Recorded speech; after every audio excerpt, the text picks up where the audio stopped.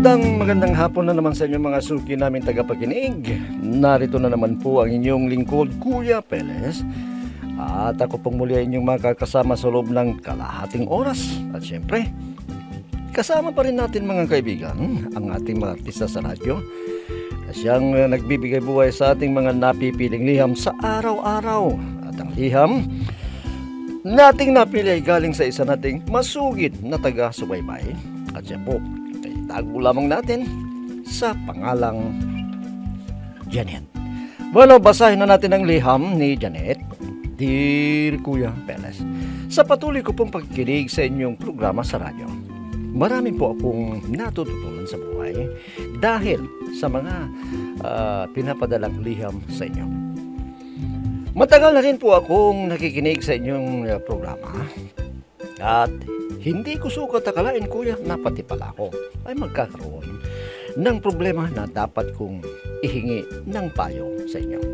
Para malinaw sa inyo, Kuya, ganito po lang umpisa ang aking problema, Kuya Peles.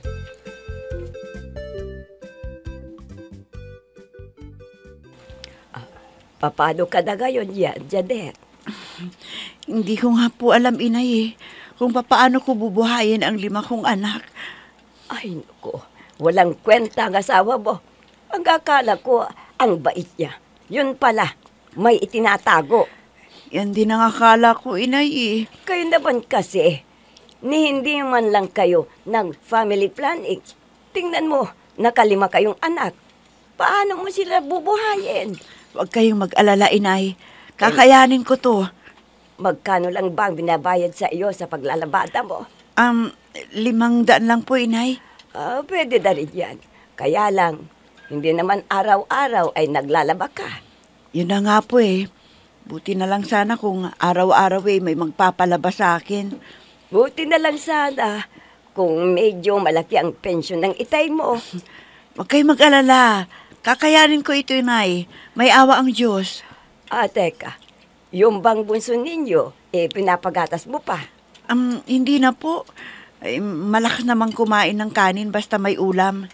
Siya, sige. Kung ano man ang may tutulong namin ng itay mo, magsabi ka lang. Huwag kang mahiyang lumapit sa amin, ha? Maraming salamat po, inay. Salamat po sa inyo.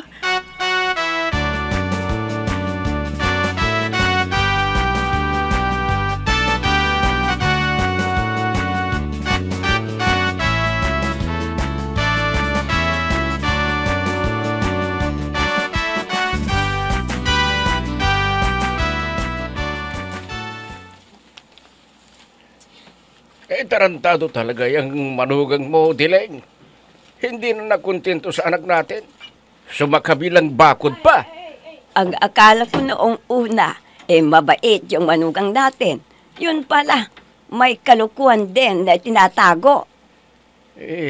Hindi bali sana kung 2 lang ang anak nila. 5 ang iniwanan niyang anak. Paano bubuhayin ng anak natin ang 5 nilang anak? Sabi na ba niya? Kakayanin niya. Ay nako, mahihirapan siya. Sa mahal ba naman ng mga bilihin ngayon? Yun din ang sabi ko sa kanya. Pero kakayanin daw niya kasi. Kawawa ang mga apo natin. Mag-aaral pa naman ang 2 niya ng anak. Elementary at high school. Paano niya pagkakasyahin ang kita niya sa paglalabada? Ang sabi ko sa kanya, kung ano man ang pwede dating maitulong, ay lalapit na lang siya sa atin. Huwag siyang mahiya. Ano pa nga bang magagawa niya? Iniwanan na siya. Kaya tulungan na lang natin siya.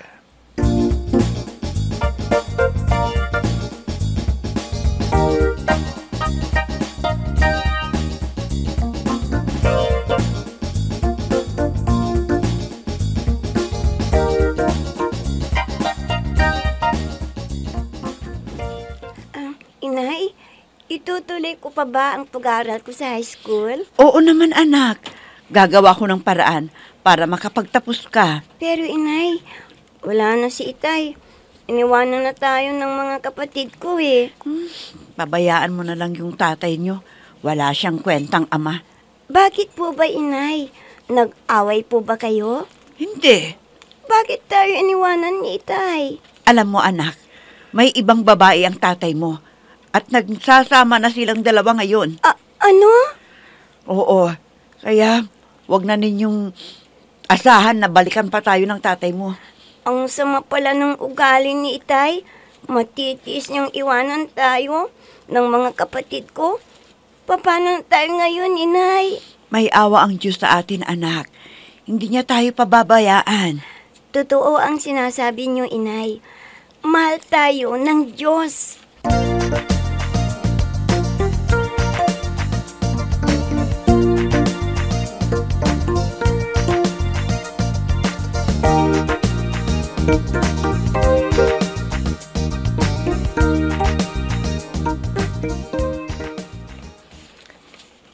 Ate, pagkano binibigay ni inay na baon mo? 25 pesos lang. Ikaw? 15 lang eh. Di bali ate, bibili ko na lang ng tinapay mamaya pagpasok ko para hindi ako gutumin.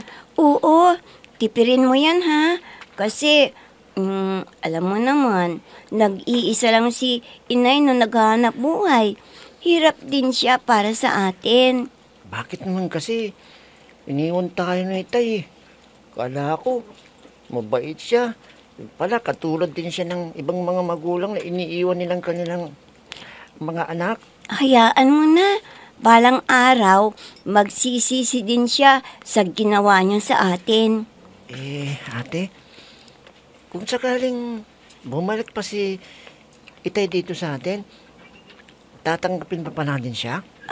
Ben, si Inay ang magdesisyon diyan. Hindi tayo. Mga anak lang tayo. At kahit papano, ama pa rin natin siya. Dahil kung wala siya, wala din tayo dito sa mundo. Kahit na, ate. Hindi niya tayo mahal eh. Bakit niya tayo iniwan? Hayaan mo na. Wala na tayong magagawa. Si Inay nga, wala ding nagawa. Tayo pa kaya na mga anak niya? Ay, tika, 7:00 na pala. Tayo na. Maglalakad pa naman tayo eh. Baka malate tayo.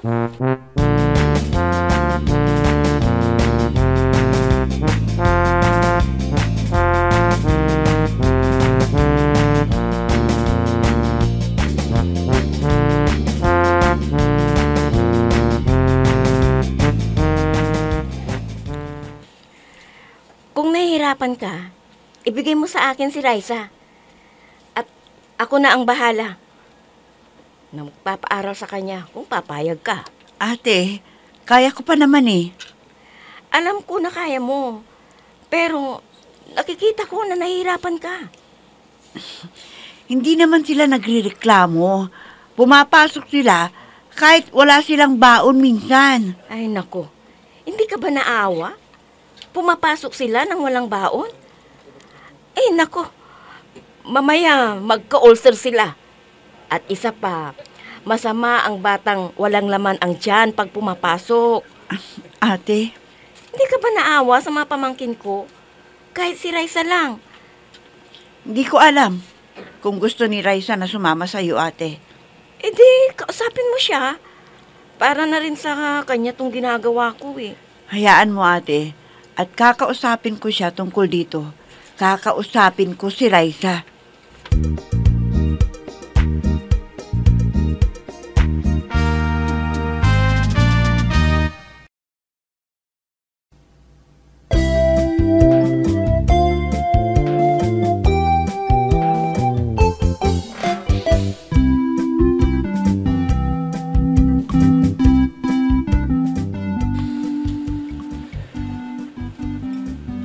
Kuya, nag-iisang anak ang supling ni na ate.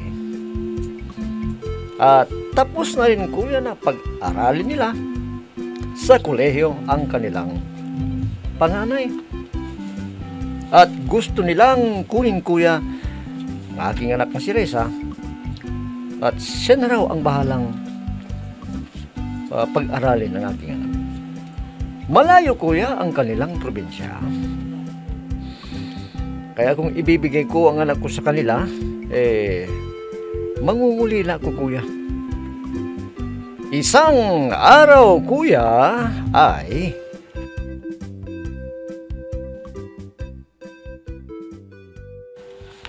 Anong sinabi mo? Kinukuha si Raisa ng anak ni Janet? Oo. At siya na lang daw ang bahala na magpapaaral sa bata. Anong sabi ni Janet? Pumayag ba siya? Parang nag-aalangan siya ng makausap ko eh. Bakit naman? Kapatid naman niya yun eh. At isa pa, sigurado na makakapagtapos na si Raisa sa kanyang pag-aaral. Sabi naman niya, gusto ni Raisa na sumama sa tita niya. Yun naman pala eh. Ano bang problema? Kaso nga, nag-iisip pa si Janet kung ibibigay ba o hindi si Raisa dahil malalayo daw siya sa anak niya. Sa bagay, malayo naman kasi ang probinsya ng asawa ni Ani. Bisitahin niya tayo, bihira, dahil lang layo talaga. Yan na nga ang inaalala ni Janet. Sa bagay, may cellphone naman na pwede silang mag-video call kung sakaling pumayag si Janet na sumama na lang si Raisa kay Ani. Ay, ewan ko ba sa anak mo kung papayag siya sa gusto ng ate-ate niya.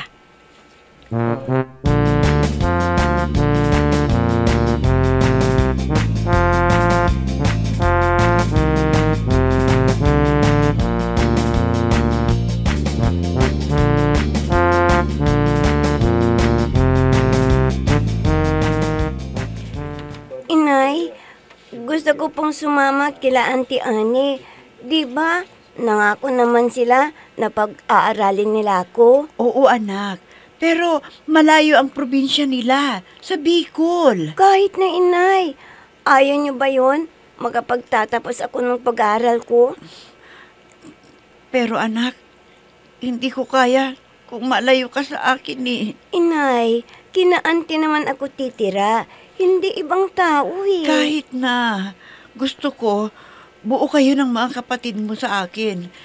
Ayaw kong magkawatak-watak kayo. Inay, alam ko, nahihirapan na kayo sa amin. Kahit hindi ninyo sinasabi, ramdam ko yun. Naaawa na rin ako sa inyo eh. Raisa, anak.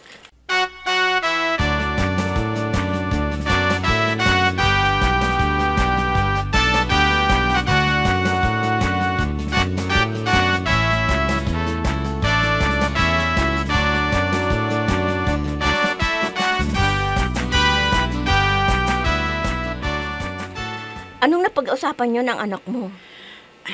Ate, gusto ni Raisa. Kaso, malalayo naman siya sa mga kapatid niya. Alam mo yung 4 na taon, madali lang yan. Ayaw mo yan? Wala ka nang alalahanin pa. Ako nang bahala sa pag-aaral niya. Nagpapasalamat ako sa iyo, ate. At gusto mo matulungan ang mga pamangkin mo. Pero ako naman ang mangungulila sa kanila. May cellphone naman na pwede mong gamitin. O di mag-video call kayo. Di mawawala na ang pananabik mo sa kanila. Ang isipin mo na lang ang kinabukasan ng anak mo. Ate, iba pa rin siyempre kung nandito siya. Tatanungin kita. Gusto mo ba talaga ni Raisa na sumama sa akin? Oo, gustong-gusto niyang makapagtapos ng pag-aaral. Oh, yun naman pala eh. Para din sa inyo tong gagawin ng anak mo. Ano kaya ate kung ganito na lang, gusto mo talagang tulungan ang pamangkin mo, ipadala mo na lang yung pera para pambayad niya sa kanyang pag-aaral. Kaya ko nga siya kinukuha eh. Para may makasama kami dun sa bahay. Dahil nasa ibang bansa ang pamangkin mo. Wala kaming kasama sa bahay. Ate, Oh, ano? Payag ka na ba?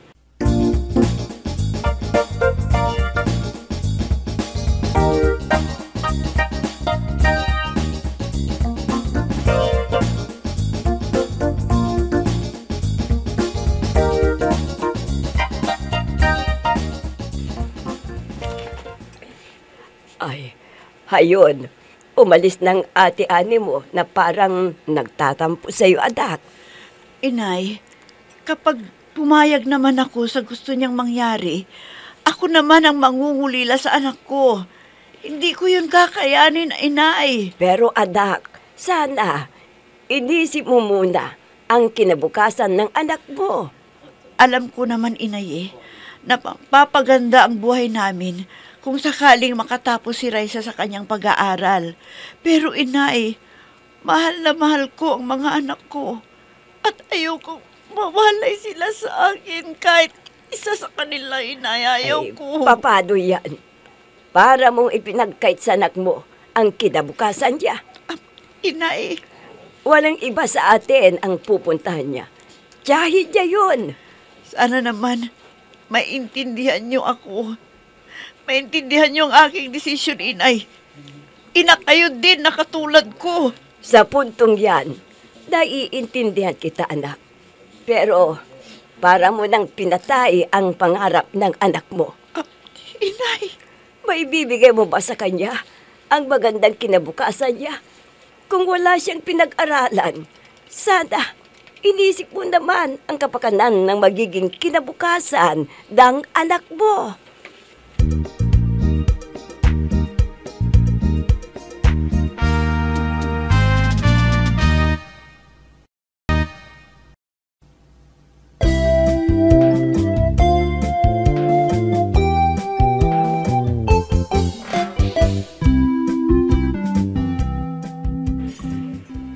Gusto kong tulungan si Ate Ani, kuya, para kahit papano ay maibsan ang pangungulila niya sa kanyang anak na nasa ibang bansa. Dahil gusto niyang kunin ang aking anak na si Raisa at gustong pag-aralin. Kaya lang, kuya, malalayo naman ang aking anak. Tinanong ko si Raisa, kuya, kung gusto niyang sumama sa kanyang auntie.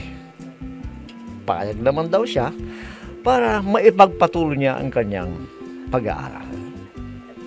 Pero hindi ako pumayag, kuya. Mali po ba, kuya, ang desisyon ko na hindi ko ibinigay si Raisa sa aking ate? Sana po, kuya, matulungan ninyo ako sa aking inilapit na problema. Lubos na gumagalang Janet.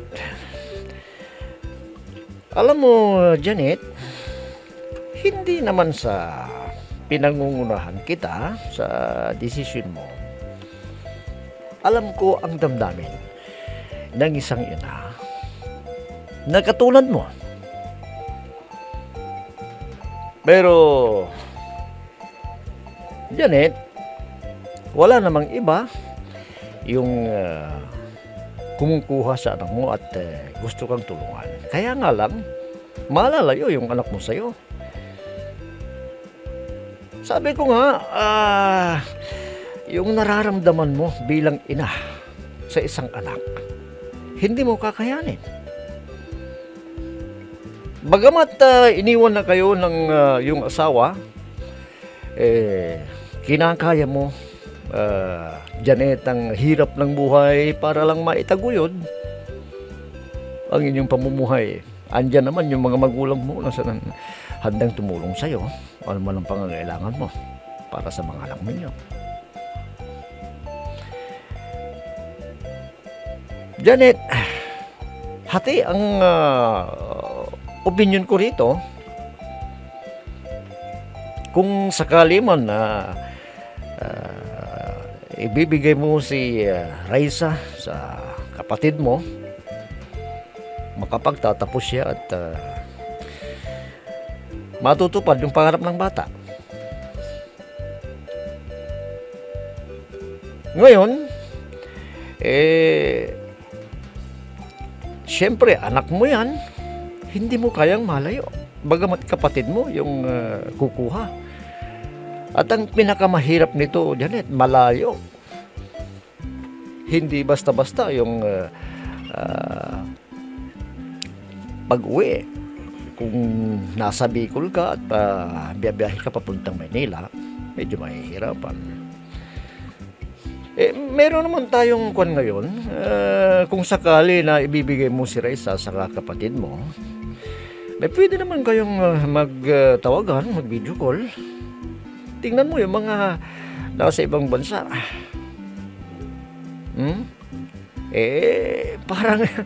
Parang kasama mo rin sa bahay yung mga mahal mo sa buhay kapag lagi kayong nagtatawagan. At nakikita mo mismo kapag video call yung mahal mo sa buhay. Kaya nasa iyo pa rin ang desisyon at hindi kita pinangungunahan. Kung ano man ang desisyon mo yan kasi ikaw ang magulang. Isipin mo naman ang kinabukasan ng anak mo. Yung 4 na taon, 5 taon, mabilis lang yan. Janet, 5 ang anak ninyo ng asawa mo. At iniwan ka. Nakikita ko talaga nahihirapan ka. Kaya nga lang dyan ka humuhugot. Sa mga anak mo. Para lumakas. Ganyan naman tayong mga magulang. Talagang gagawin natin ang lahat para sa ating mga anak. Gaya mo. Bagamat mahirap, kinakaya mo. At tinatanong mo sa akin, Janet, kung tama ba yung desisyon mo na huwag ibigay yung anak. Kagaya ng sinabi ko, ikaw ang magulang niya, nasa iyo pa rin ang desisyon. Naiintindihan kita. Mahal mo siya, lalaki mo siya, at ayaw mong malayo sa iyo. Naiintindihan kita sa desisyon mo. At sana, kahit papaano, Janet, ay kahit papaano ay napayuhan kita sa iyong inilapit na problema. Bueno, hanggang bukas na muli mga kaibigan. Ako po muli ang inyong lingkod, Kuya Perez, at nag-iiwan ng magandang araw sa inyong lahat. Dito pa rin sa ating programang Perez at your service.